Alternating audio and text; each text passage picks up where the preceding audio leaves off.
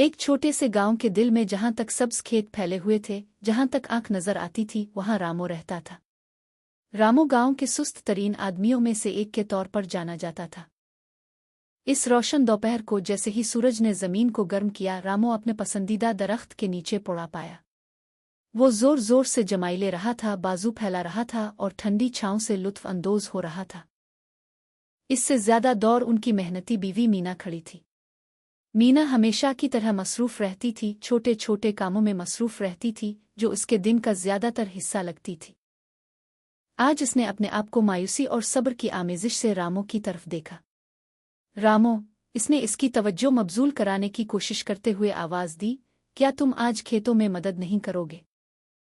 रामो ने काहली से अपना सर मीना की तरफ मोड़ा और कहा, ओ, मैं कुछ आराम करने के बाद उसके पास आऊंगा।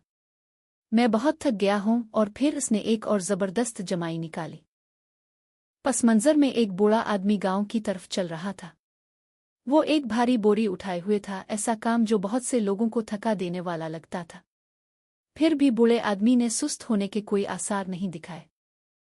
वो मुसलसल आगे बढ़ा, हर कदम इसे गांव के मरकज के करीब ले आया। रामो के पास से गुजरते हुए बूढ़ा आदमी एक लम्हे के लिए रुक। इसने सर हिलाया और मीना की तरफ शफकत से मुस्कुराया। ये एक खूबसूरत दिन है ना मीना? इसने धीमे लहजे में कहा, इस मंजर को पूरी तरह जानते हुए जो वो देख रहा था। मीना ने बदले में एक छोटी सी मुस्कुराहट का इंतजाम किया, बूढ़े के अच्छे जज्बे की तारीफ की।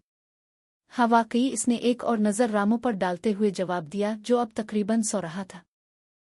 बूढ़े ने अपना सफ़र जारी रखा। इसके कंधे पर भारी बोरी चलते चलते हल रही थी। मेहनत की कदर के बारे में खामोश पैगाम छोड़कर वो गांव के रास्ते में गायब हो गया। दरें असना सब्ज खेत अभी तक उनकी देखभाल के लिए सब्र से इंतजार कर रहे थे, जैसा कि रामो ने दरख्त की शाखों के नीचे ख्वाब देखा था। क्या वो कभी बदलेगा? वक्त ही बताएगा।